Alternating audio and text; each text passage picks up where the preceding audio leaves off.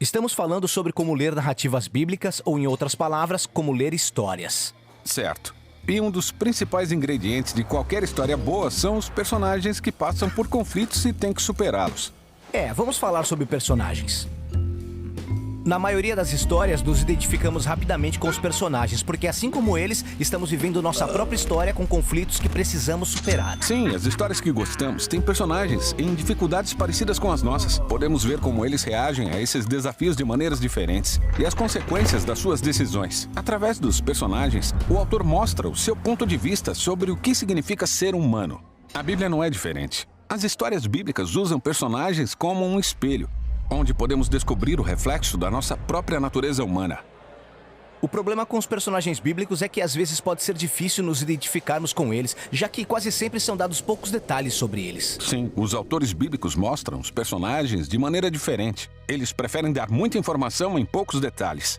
Por exemplo, a Bíblia quase nunca fala sobre a aparência das pessoas. Quando ela fala, esse detalhe tem uma importância crucial na história. Como quando o texto diz que Saul era alto e Davi era meio que um nanico. E essa descrição está relacionada com seu caráter moral.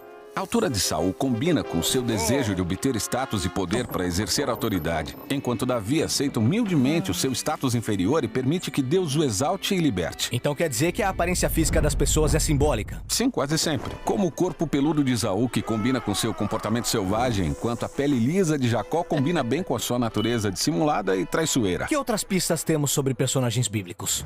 Bom, geralmente os nomes das pessoas simbolizam seu papel na história.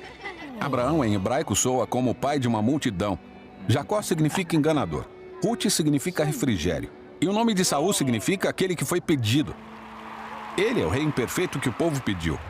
Quando vemos o significado profundo dos pequenos detalhes, entendemos que tem muita coisa acontecendo nas histórias bíblicas. Apesar de ter muita coisa que os leitores modernos ficam sem saber sobre esses personagens.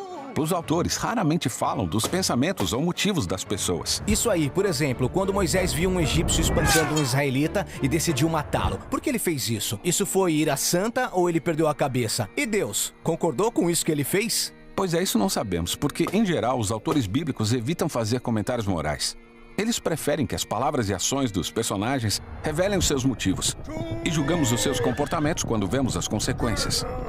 Então, no caso de Moisés, esse assassinato inicia um padrão de comportamentos explosivos com maus resultados. Aquela escolha obriga Moisés a fugir e se esconder no deserto por 40 anos. Parece que ele fez uma coisa ruim. Mas lá ele encontrou a esposa dele, então o que ele fez foi bom? Exato, isso força você a pensar nisso. Por meio de todas essas técnicas, os escritores bíblicos mantêm suas histórias curtas, fáceis de lembrar e emocionantes. Mas, falando sério, Moisés agiu bem ou mal? Porque veja nas histórias clássicas, sempre temos um cara bom e um cara mau, um herói admirável que enfrenta um vilão terrível. Isso, e personagens simplificados como esses são úteis para ensinar às crianças que existe o bem e o mal. Mas a Bíblia não é um livro para crianças.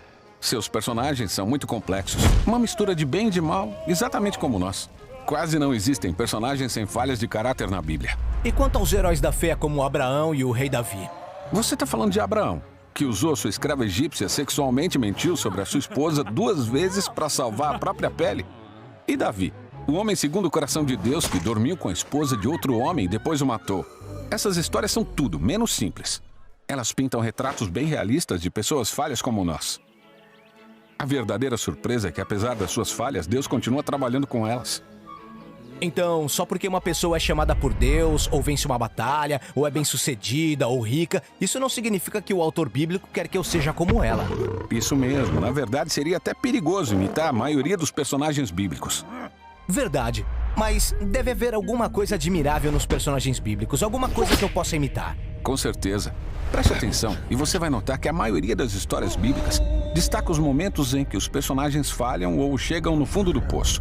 E daí, decidem confiar totalmente na graça e sabedoria de Deus. É nessas histórias que os autores nos mostram como podemos ser humanos que realmente agradam a Deus através da humildade e submissão. O fato de Deus permanecer fiel aos personagens bíblicos é uma declaração poderosa da paciência e do amor de Deus, que também é um personagem bíblico. Exato, e ao estudarmos os personagens bíblicos, podemos observar nossas próprias tendências horríveis.